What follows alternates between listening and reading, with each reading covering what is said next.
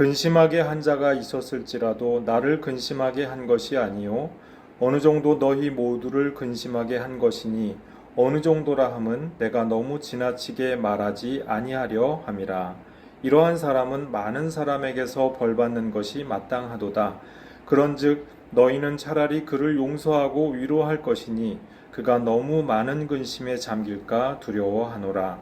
그러므로 너희를 권하노니 사랑을 그들에게 나타내라. 너희가 범사에 순종하는지 그 증거를 알고자 하여 내가 이것을 너희에게 썼노라.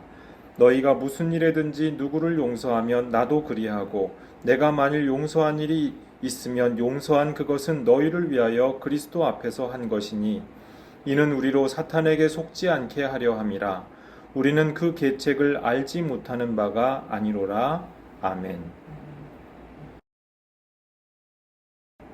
이제 1장을 마무리하고 2장 말씀으로 들어왔는데요. 지금까지의 상황을 다시 한번 정리를 잘 해보는 것이 중요하죠. 이 고린도 후서는 문헌학적으로 볼 때 상당히 좀 복잡한 역사를 갖고 있고, 그리고 그 배경이 조금 오늘날 재구성하여 보기가 쉽지 않은 문헌입니다. 그래서 이 배경을 어떻게 잘 정리해 볼 것이냐 하는 것이 상당히 좀 중요하다고 생각합니다. 우선 2장 1절과 2절 말씀해 보니까 바울이 고린도 교회의 상황을 보고 깜짝 놀라서 긴급하게 방문을 했었다라고 하는 것을 우리가 알 수가 있다고 했죠. 긴급한 방문을 하고 나서 이제 사도 바울이 그 긴급한 방문을 했는데 이것이 너무나도 슬프고 그리고 좀 비극적인 방문이었습니다. 사도 바울이 강하게 책망을 했는데 그 막상 책망한 사람은 잘 듣지 않고 또 교회 사람들도 마음이 굳어지고 그래서 그 결과가 별로 성공적이지 못했던, 소기의 목적을 달성하지 못했던 그런 방문이었다고 하는 것이죠. 그래서 그 뒤에 바울이 슬픔의 편지를 작성해서 고린도에게 보내게 되었다고 하는 것입니다. 이 슬픔의 편지 안에는 아마도 첫 번째로 그 계획되었던 방문 일정, 고린도 교회를 먼저 거쳐서 마게도냐로 갔다가 마게도냐에서 다시 고린도로 와서 고린도에서 예루살렘으로 가겠노라. 이와 같은 그 원래 일정이 전면적으로 취소되었다. 그렇게 결정하였다. 이렇게 통보를 하는 그런 내용. 이게 우선 첫 번째는 담겼을 것이고요. 두 번째로 이 슬픔의 편지의 내용에서는 문제를 일으킨 사람에 대하여서 그 사람을 지목해서 교회에서 권징을 하는 것이 합당하다. 이렇게 아마 쓰셨을 것입니다. 이 두 가지 정도 내용이 이 슬픔의 편지 안에 반드시 들어가 있었을 것이다. 이렇게 우리가 추측을 해볼 수가 있죠. 고린도 교회가 이 슬픔의 편지를 받고서 다행히도 사도의 간곡한 당부를 무시하지 않았습니다. 흘려듣지 않았습니다. 그리고 슬픔의 편지에 응답해서 권징을 실행했죠. 그리고 그런 한편 또 한편 그 동시에 진행되고 있었던 고린도 교회 상황이 무엇이었냐 하면 바울의 대적자들이 그 선동을 했던 것입니다. 어떤 방향의 선동입니까? 방문 일정을 취소한 것을 보니까 이 사도 바울이라고 하는 사람이 별로 믿을 만한 사람이 아닌 것 같다.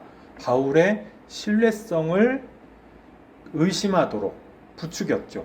이제 이 두 가지 상황이 동시에 벌어지고 있었던 것입니다. 그래서 사도 바울이 바울의 대적자들의 그 선동과 부추김에 대하여서 응답을 했죠. 방문 일정을 어째서 취소하게 되었는지 그것이 내가 변덕으로 인한 것도 아니고 오히려 여러분들을 아끼기 위해서다. 내가 또 방문을 했다가 여러분을 다치게 마음을 다치게 하고 싶지 않아서 여러분에게 좀 더 시간을 주고 싶어서였다. 이제 여기에 대해서 밝힌 것이 지난주까지의 말씀이었죠. 그리고 이제 권징의 문제에 대하여서 사도 바울이 조금 더 말씀을 하시는 것이 오늘 본문 내용입니다. 고린도 교회가 사도 바울의 권고를 받아들이고 그리고 무겁게 생각을 해서 권징을 내렸어요. 권징의 처분을 하지 않고 그냥 있는다는 것은 무슨 뜻입니까? 그것은 자기들도 그 죄악의 일부분이라고 하는 것을 시인하는 것이나 다름없잖아요. 그러니까 우리가 지금 이 사도 바울의 사도권을 부정하고 그리고 악담을 퍼부었던 사람과는 다르다. 우리가 그 사람 혹은 그 사람들의 범죄의 죄악에 가담하지 않았다고 하는 것을 확실하게 하기 위해서라도 권징을 하지 않을 수가 없는 상황이었다는 것이죠. 자, 그래서 문제를 일으킨 사람은 바울의 사도권을 공격하고 모욕했을 것입니다. 이 문제를 일으켰던 사람 혹은 그 사람들은 아마도 이것이 사도 바울 개인에 대한 공격에 불과하다고 생각했을 수가 있어요. 그냥 저 사람을 밀어내면 내가 개인이 인기를 얻고 또 좋은 대접을 받고 아마 이런 것으로 생각했을 가능성이 있어요. 그리고 아마 이것을 했던 진짜 그 주동 세력, 예루살렘 혹은 유다에서 왔던 영지주의 성향의 혼합주의자들 혹은 혼합주의 성향의 좀 그런 그 순회 전도자들은 그 자리에서 그렇게 한번 그 고린도 교회를 휘저어놓고 자기들은 적당히 좋은 대접을 받고 떠나면 그만이었습니다. 그런데 이제 거기에 남은 사람들이 그 뒷감당을 해야 되는 상황인 것이죠. 그래서 이제 이 말하자면은 요새 유행하는 말로 하자면은 가스라이팅을 당한 거예요. 그래서 그 가스라이팅 당한 그 사람들이 자기들이 그 바울의 원래 대적자들과 똑같은 입장이 된 거예요. 그래서 막 그 바울의 사도권을 공격하고 모욕하게 되었다는 것이죠. 자, 이렇게 되면은 바울 개인에 대한 공격이라고만 생각을 했으나 그러나 바울이 전한 복음은 그 개인의 사사로운 생각이 아니잖아요. 사사로운 의견이 아니잖아요. 그것은 공교회의 복음이죠. 공교회가 선포하고 함께 고백하는 그 복음이죠. 그래서 고린도 교회의 기초 자체가 부정당하게 되는, 사도적 교회로서의 기초 자체가 부정당하게 되는 결과를 초래하게 됩니다. 우리가 사도적 복음을 부정하면은 그 교회의 토대가 되시는 예수님을 부정하게 되는 것이 되거든요. 이 영지주의자들 고린도 전서에서 그런 사람들이 있었잖아요. 막 황홀경 가운데에서 예수를 막 저주하면서 내가 그 예수보다 더 대단하고 높은 자야, 이런 거 주장하고 싶어 하는 사람들이 있다고 하지 않았습니까? 당시에 고린도 교회의 안팎으로 이런 영지주의적인 분위기가 분명히 성행하고 있었던 것 같아요. 그런데 그러한 길을 가면 갈수록 짙어지게 되는 그 성향이 무엇이냐면 사도적인 교회가 아닌 어떤 사적인 능력에 의한 어떠한 모임을 만들게 되더라는 것입니다. 그래서 자꾸 분열이 일어나게 되고 파당이 일어나게 되고 그런 결과가 이루어지게 된다고 하는 것이죠. 자, 고린도 교회가 사도적인 교회라고 하는 그 토대 자체를 부정하게 되면서 이것은 결국 모든 사람의 근심거리가 된다. 이것이 사도 바울의 말씀입니다. 고린도 교회가 당장 이것이 얼마나 심각한 것이냐라고 하는 것을 당장은 실감하지 못하고 있죠. 그러니까 어느 정도는 이라고 사도 바울이 지금 제한을 두고 있습니다. 그런데 그 본질에 있어서는 지금 사도 바울이 설립했던 고린도 교회가 그 사도적인 기초와 뿌리가 부정당하는 그러한 엄중한 상황이었다고 하는 것이죠.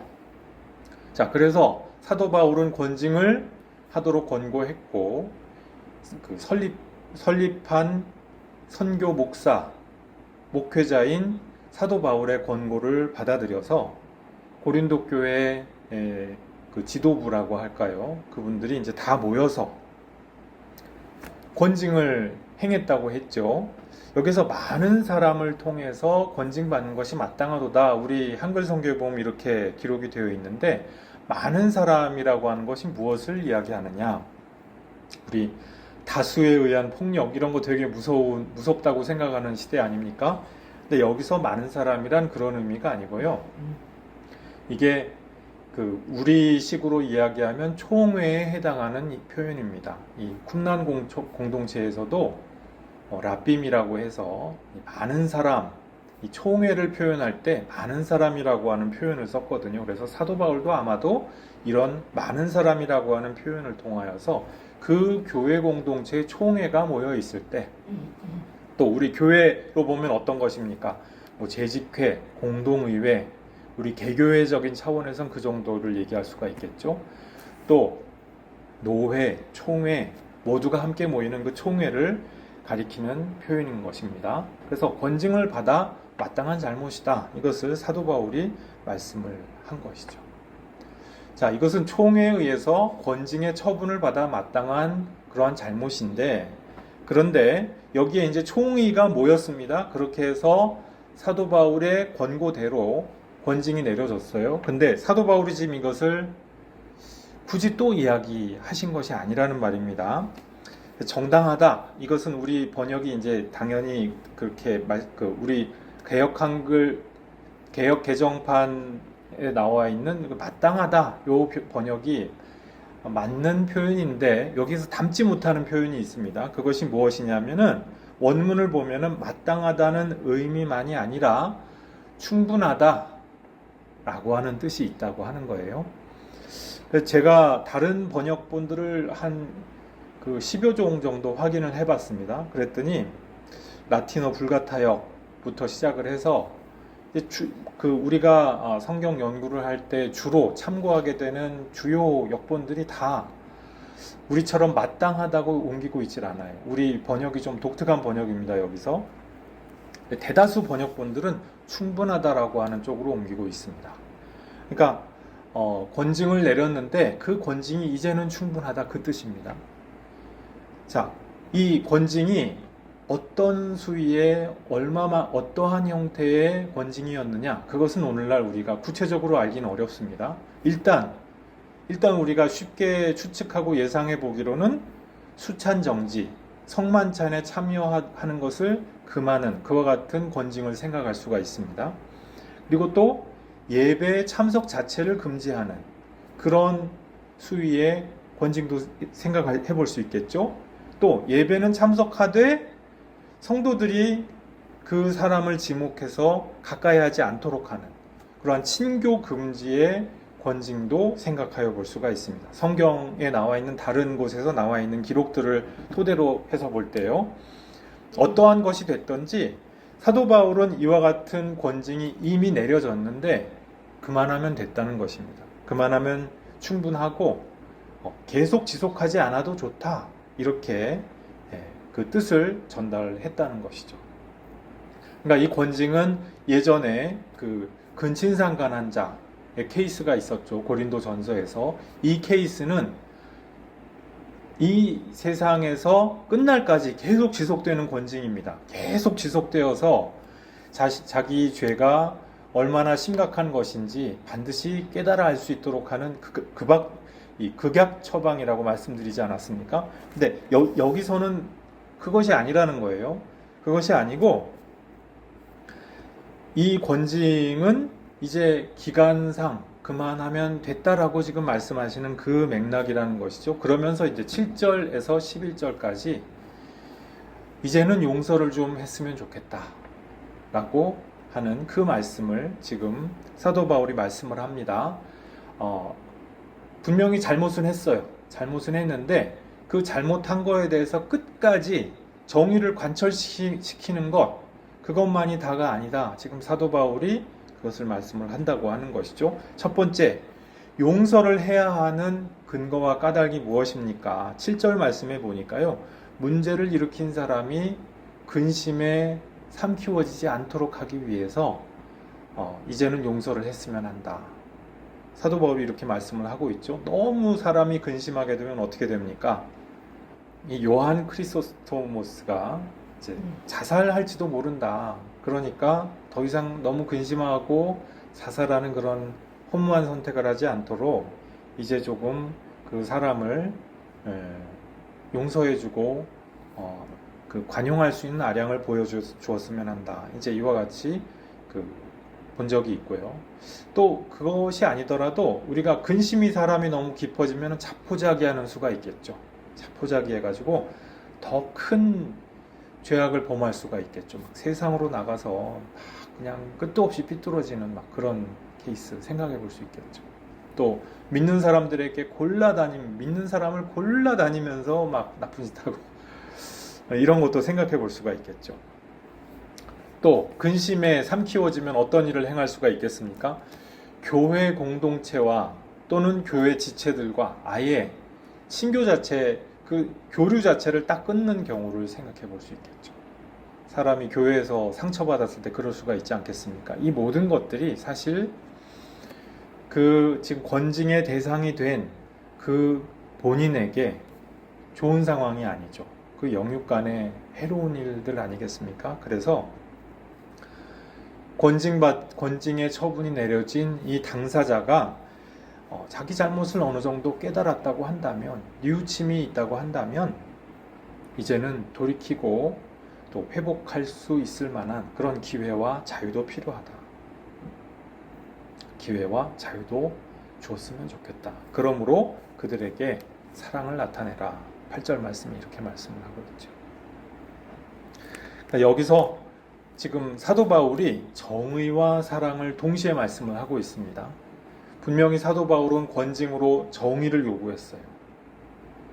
사도 바울이 어떤 막 교회의 상급 권위자로서 이렇게 자기 권위를 휘두르는 것처럼 그렇게 말씀하시는 성경학자들도 종종 있는데 성경의 맥락을 좀 잘못 보신 게 아닌가 저는 생각을 합니다. 왜냐하면 사도 바울도 피해 당사자잖아요. 사도권을 지금 공격받은 피해 당사자 아닙니까? 피해 당사자로서 교회에 권고를 하는 것 혹은 그 방향에 대하여서 말씀을 하는 것 가능한 일이죠.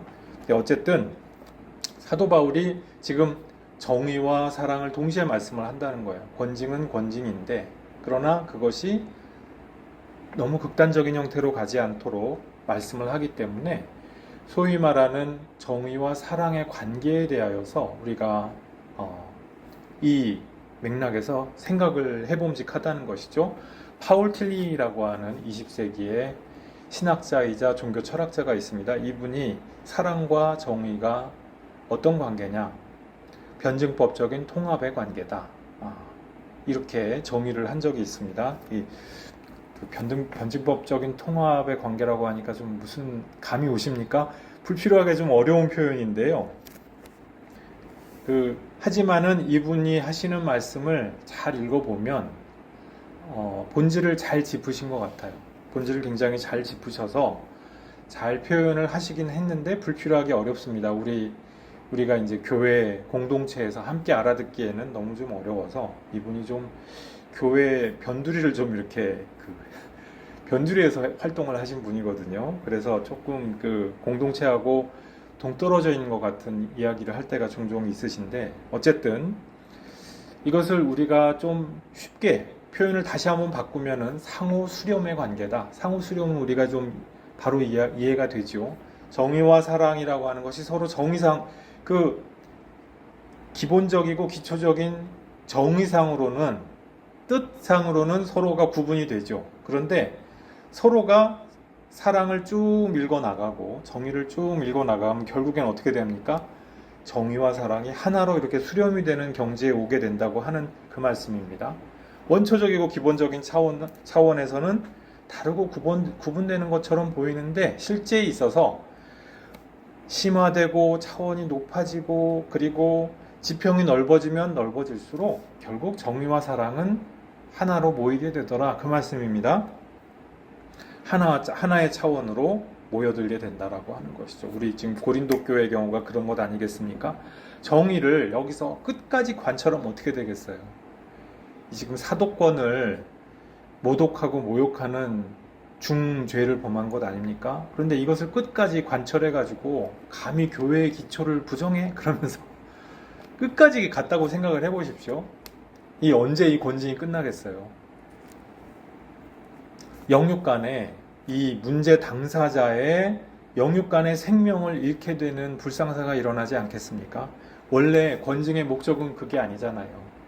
정의를 통하여서 그 잘못을 깨닫게 하고 그 잘못을 다시 범하지 않게 하는 것, 그래서 생명을 살리고자 하는 것이 정의의 목적인데, 정의를 막 관철하려고 하다 보니까 그 영육간의 사망의 결과에 이르게 되는 그러한 이 부조리가 발생한다고 하는 것이죠. 그래서 진정한 정의는 무엇입니까? 생명을 살리고 회복시키고자 한다는 이 더 큰 대의명분, 더 큰 정의를 향하여서 그 의미와 본질을 잃지 않기 위하여서 사랑의 차원으로 넘어가지 않을 수가 없다는 것입니다. 또 사랑뿐만이 아니라요, 생명을 살리고 다시 회복되고 치유할 수 있는 기회를 주기 위하여서 다시 한번 기회를 줄 테니까 해봐라 라고 하는 자유의 차원이 또 필요하죠. 파울틸리는 정의, 사랑, 여기에 플러스 힘, 권력을 이야기했어요. 이 세 가지를 하나의 이렇게 세 가지가 같이 간다고 본 거예요. 그런데 오늘 본문에 따르면은 상호 수렴이 되는 세 가지 차원이 있다고 볼 수가 있는 것이죠. 정의와 사랑과 자유. 이 세 가지가 정말로 우리의 현실 가운데에서 하나로 수렴이 되는 상태가 가장 바람직하다고 하는 것입니다. 정의와 사랑과 자유가 통합되지 않고 따로 놀게 되면은 그런 문제가 있다는 것이죠.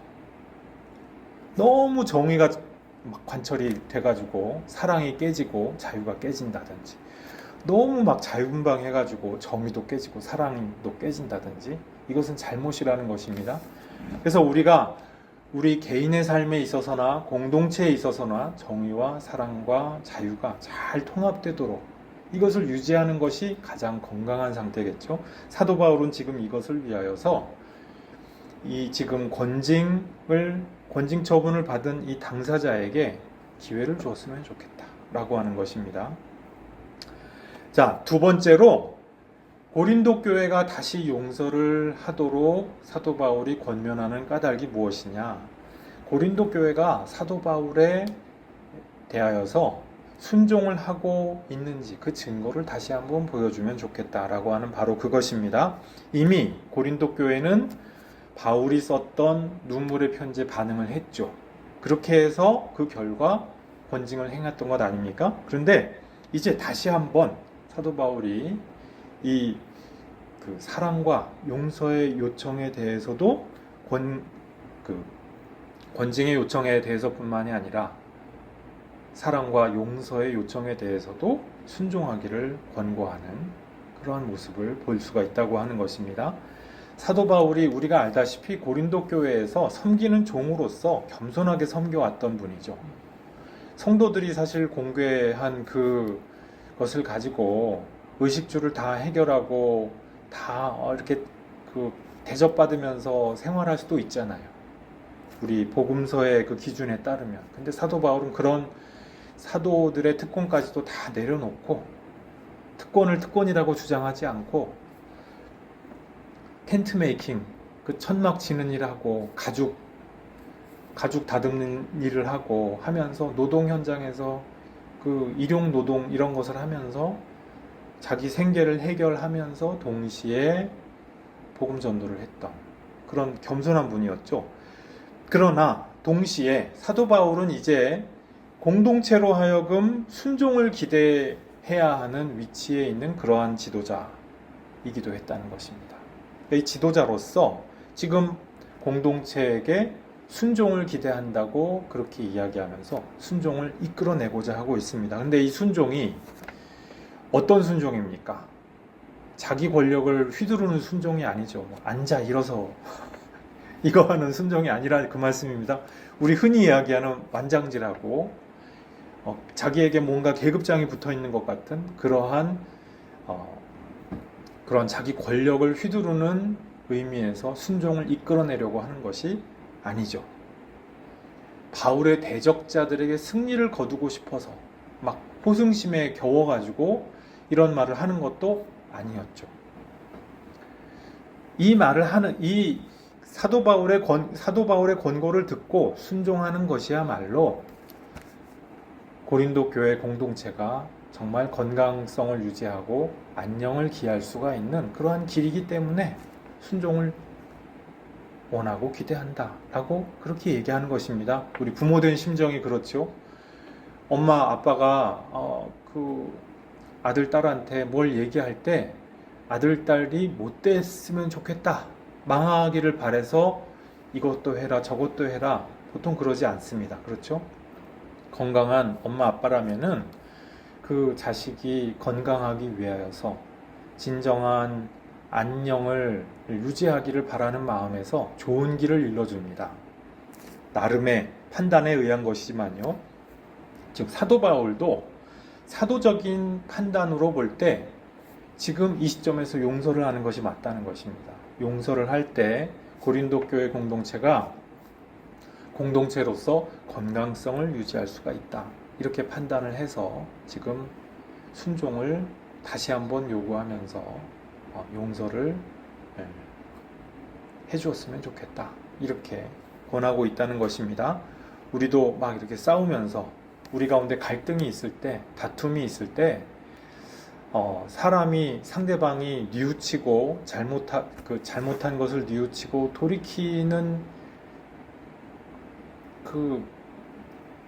돌이키고자 하는 그 뜻이 말과 행동에서 역력히 드러나는데 내 호승심 때문에 내 나름의 사적인 정의를 집행하고 싶은 마음 때문에 그 용서와 사랑에 대한 당위성을 애써 눌러버릴 때가 있습니다.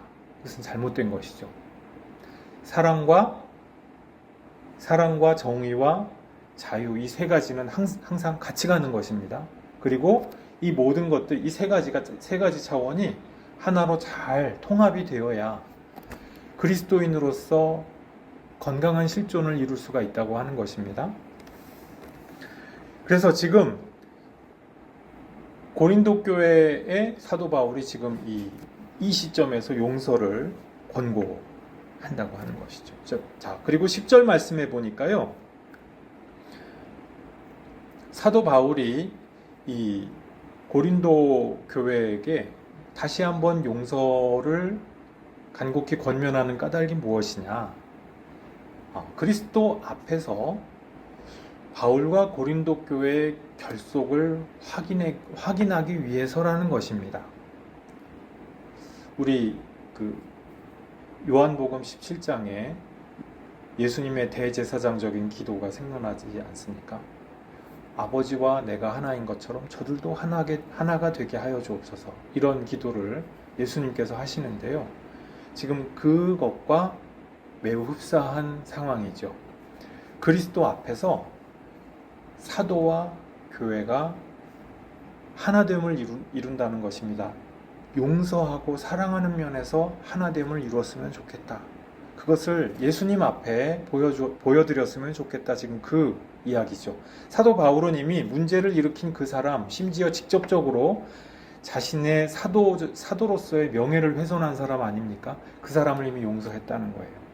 그런데 이제는 이미 용서하고 그 사람의 영적인 안위를 염려하고 있습니다. 그런데 이것이 사도 바울 개인의 염려로 끝나지 아니하고 고린도 교회도 함께 나서서 사랑과 용서에서 한마음 한뜻이 되어서 그 사람이 다시 회복하고 다시 일어설 수 있도록 도와주었으면 좋겠다. 자, 그리스도 앞에서 이 원문으로 보면은 그리스도 면전에서, 얼굴 앞에서 이렇게 되어 있거든요. 예수님께서 실존하신다는 거예요. 거기에 현존하신다는 거예요. 사도와 고린도 교회가 사랑과 용서에 있어서 한마음 한뜻이 되고자 하는 그 자리에, 예수님의 이름으로 그렇게 하고자 하는 그 자리에 예수님께서 정말 현존하신다는 거예요. 우선 그것을 믿는 것이고요. 그리고 용서를 하는 그 까닭과 그리고 근거가 무엇이라는 얘기입니까? 예수님 때문이라는 것이죠. 예수님이 우리 큰 죄를 용서하셨으니까 우리가 우리에게 죄 지은 사람에게 우리도 용서하노라. 지금 그 상황인 것이죠. 그래서 그리스도께서 모든 용서의 이유이자 원인이시기 때문에 우리도 결국은 주님 앞에서 최종적인 용서의 선언을 받아야 될 사람들이기 때문에 그 목적이 되시는 분이시기 때문에 그리스도 앞에서 다시 한번 결속을 확인하였으면 한다.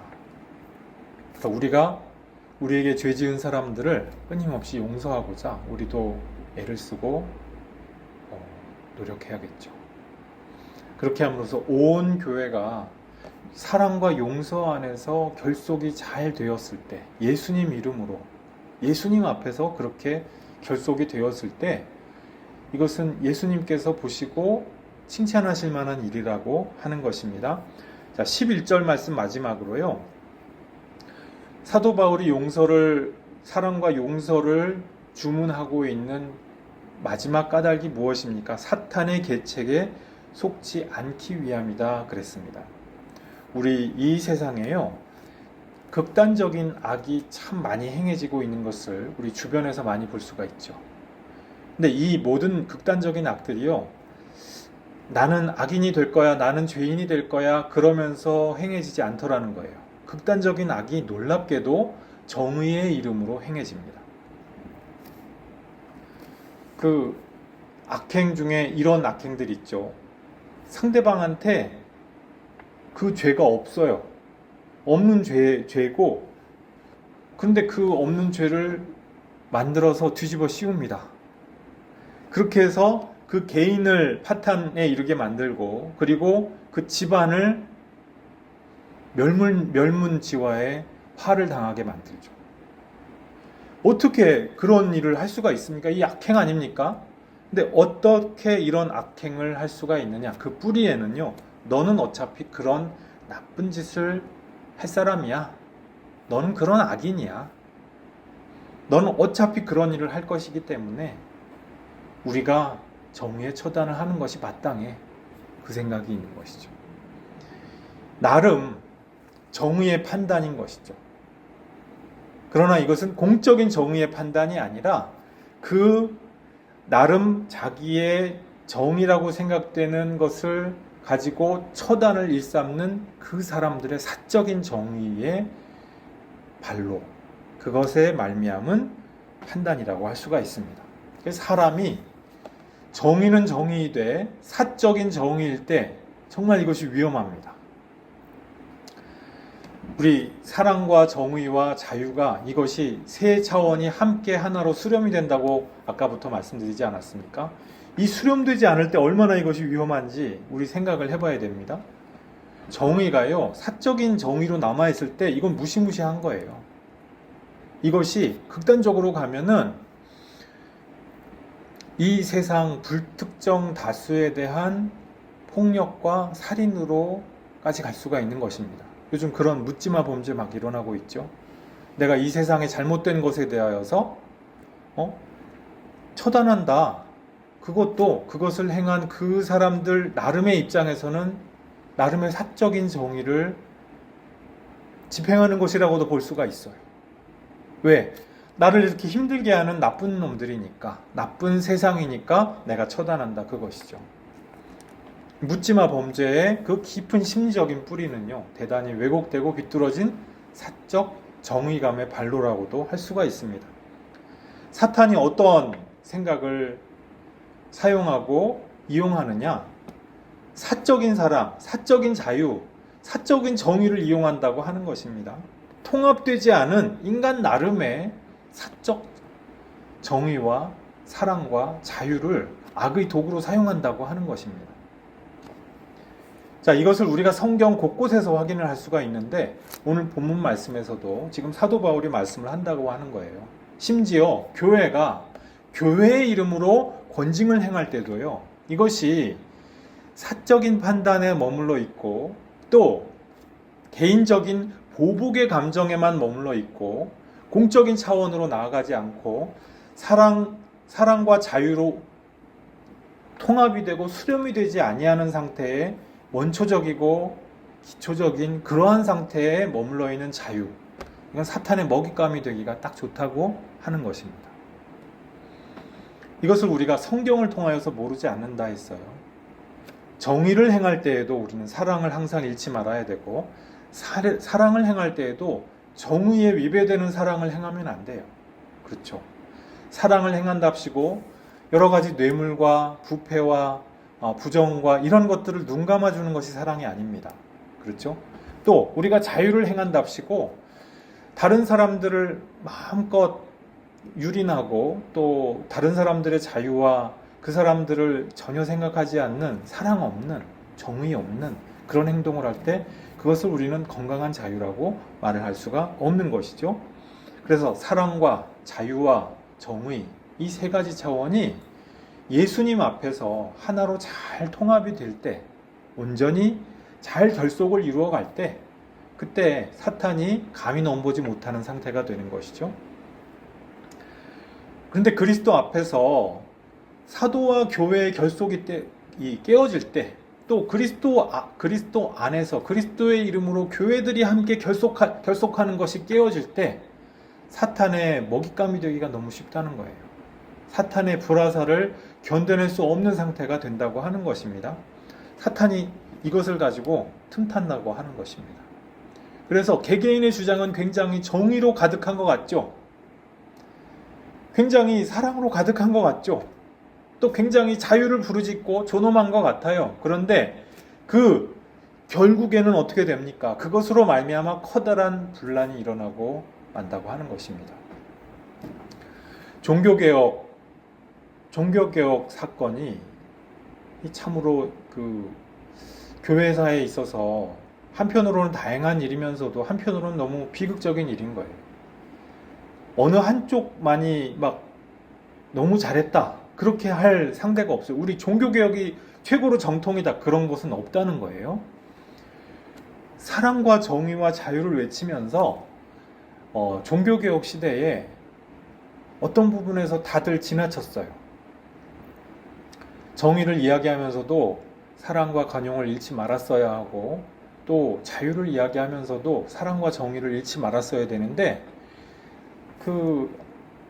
사랑과 정의와 자유라고 하는 것 이외에 다른 여러 가지 복잡한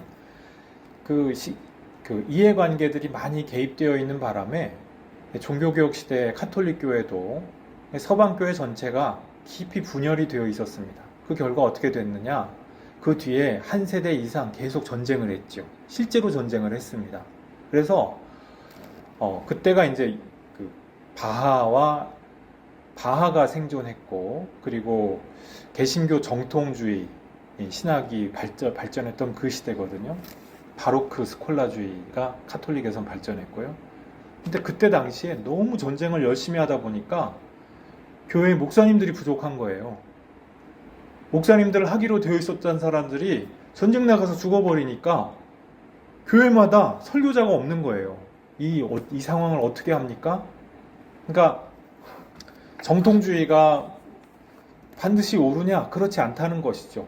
일종의 이 정통주의라고 하는 대단히 논리적으로 투철한 것 같고 맞는 것 같은데 그 깊숙한 내면에는 극단성이 있다는 것입니다. 잘 통합이 되지 못했어요. 뭔가 사랑과 정의와 자유의 문제에 있어서 취약하다는 것입니다. 그래서 이 모든 것들을 넘어서고자 하는 시도가 항상 필요한데, 오늘날 우리도 마찬가지죠. 우리가 과연 예수님의 이름으로 잘 결속이 되어 있느냐, 사랑과 정의와 자유 면에 있어서 어떤 한 면으론가 부족한 점은 없느냐, 우리가 우리 개인의 삶에 있어서 또 우리 공동체의 삶에 있어서 부족한 실천의 문제 항상 돌이켜보고 반성하고 반추해보아야 할 문제가 되는 줄로 믿습니다. 우리 비전 나눔 교회 성도 여러분들은 개인의 삶에서나 우리 공동체로서나 참으로 그리스도 앞에서 정의와 사랑과 자유를 통합하여 나가는데 힘쓰시는 주님의 복된 백성들 모두 되시기를 주님의 이름으로 축복합니다. 기도하시겠습니다. 아버지 하나님, 하나님께서 우리에게 정의의 길, 사랑의 길, 그리고 자유의 길을 가라고 예수님을 통하여서 구원의 길을 주셨습니다. 그런데 이 구원의 길 걸어갈 때 우리가 사랑으로나 정의로나 혹은 자유로나 어떠한 길에서든지 우리가 탈선하고 잘못할 때가 있다는 것을 우리 스스로를 돌아볼 때 느낍니다. 아버지 하나님, 고린도 교회가 맞아였던 이 모든 난관 가운데에서 길은 정의와 사랑과 자유를 건강하게 회복하는 것입니다. 아버지 하나님, 우리도 우리 가운데 상한 부분이 없는지 돌이켜볼 수 있게 도와주옵소서. 내 개인의 사적인 정의와 사적인 사랑과 사적인 자유 때문에 우리 믿음의 공적이고 더 높은 차원을 잃어버리고 있는 것은 아닌지 우리 스스로 잘 돌이켜보고 또한 주님 기뻐하시는 그 방향으로 주님 우리 다시금 우리의 삶의 방향을 돌이킬 수 있도록 인도하여 주시고 함께하여 주시옵소서. 감사드리옵고 이 모든 말씀 우리 주 예수님 이름으로 기도드리옵나이다. 아멘.